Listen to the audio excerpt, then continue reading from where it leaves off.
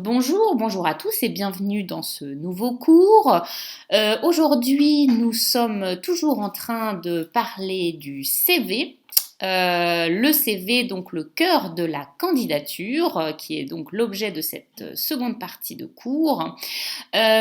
Aujourd'hui, nous allons donc évoquer dans le CV l'expérience professionnelle, expliquer l'expérience professionnelle et expliquer aussi, justifier ses éventuelles lacunes. Pour en parler, nous sommes avec Nathalie Fèvre qui est recruteuse chez Eurojob Consulting. Nathalie, bonjour. Bonjour Cécile. Alors, je suis donc en train de rédiger mon CV et je voudrais présenter mon expérience professionnelle. Est-ce que tu peux nous dire comment est-ce qu'on présente cette expérience de façon formelle dans son CV à l'allemande? Bien sûr. Donc pour mentionner son expérience professionnelle en Allemagne, donc sur un CV allemand, ceci se fera tout simplement sous la rubrique Berufserfahrung. Donc dans ce contexte, il faut absolument indiquer les stages et emplois exercés jusque-là en indiquant bien la date, donc le mois et l'année de début, donc de prise de fonction jusqu'à la fin de l'emploi.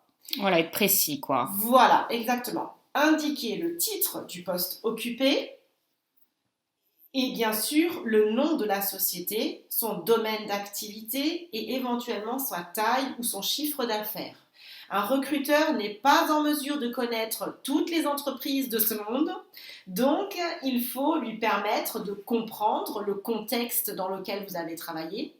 Était-ce une grande structure? Était-ce une toute petite PME? Était-ce une entreprise familiale?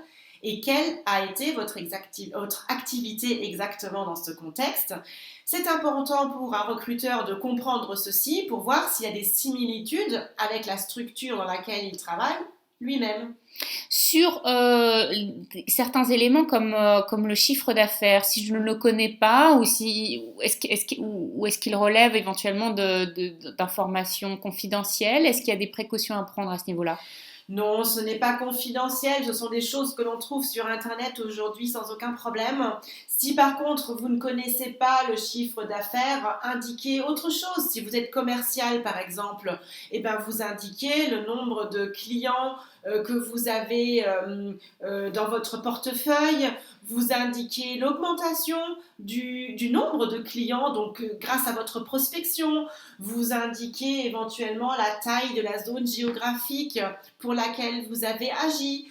Vous pouvez toujours trouver des informations pertinentes en delà des grands thèmes de base que l'on pourrait imaginer sinon.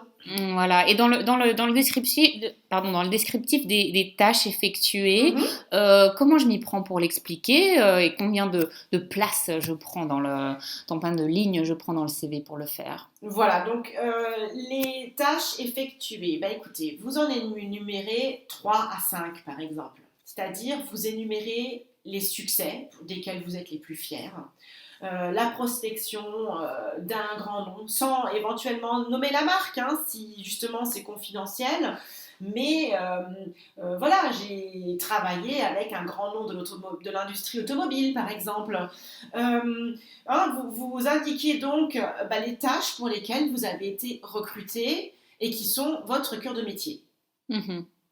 Ces tâches sont d'ailleurs reprises dans votre Zeugnis, hein, dans le Le cas. certificat de travail dont on a parlé, effectivement. Exactement. Donc, si vous avez travaillé pour un employeur allemand, ces tâches seront de toute façon énumérées, elles aussi, dans votre Zeugnis et développées à cet endroit. Donc, notamment si vous n'avez pas de Zeugnis, Ouais. soyez d'autant plus factuel dans ce CV pour contrecarrer un manque d'informations complémentaires dont vous pourriez être la victime. Bien. Imaginons j'ai ce qu'on appelle un CV un petit peu atypique, où j'ai une période de chômage, une année sabbatique, un congé parental qui a duré plusieurs années. Comment je les présente? Est-ce il y a des pauses qui sont plus ou moins bien vues? Comment est-ce que je justifie un éventuel trou dans mon CV? Donc, les trous, c'est ce qui fait peur aux recruteurs allemands. Parce que ça voudrait dire, ou disons qu'il insinue du coup, que vous souhaitez lui cacher quelque chose. Alors que si vous prenez les devants et vous indiquez clairement, voilà, j'ai été en congé maternité puis parental durant la période X, et bien c'est dit et c'est fait et on n'y revient plus. Mhm. Voilà, vous pouvez également avoir à rester chez vous dans le cadre d'un accompagnement d'un proche malade. Tout ça, ce sont des choses que l'on explique, qui ont tout à fait leur droit d'être. Si par contre vous êtes au chômage, bah pareil, vous l'indiquez. Et surtout si durant cette période, vous en avez profité pour vous former, pour avoir mené, je ne sais pas, des formations complémentaires, vous avez augmenté un degré de maîtrise d'une compétence, eh bien c'est le moment aussi d'indiquer cela. Vous avez fait du bénévolat, vous avez travaillé dans le social, indiquez-le. Ça, c'est bien vu. Tout à fait. Vous avez su occuper votre temps de manière proactive à servir éventuellement la société ou à développer des compétences. Bien sûr que c'est bien vu. Hmm.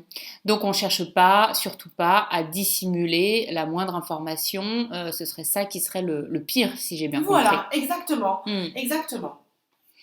Très bien. Eh bien, merci beaucoup Nathalie pour ces informations sur l'expérience professionnelle dans le CV. On se retrouve pour un prochain module de ce cours. Merci beaucoup, à bientôt.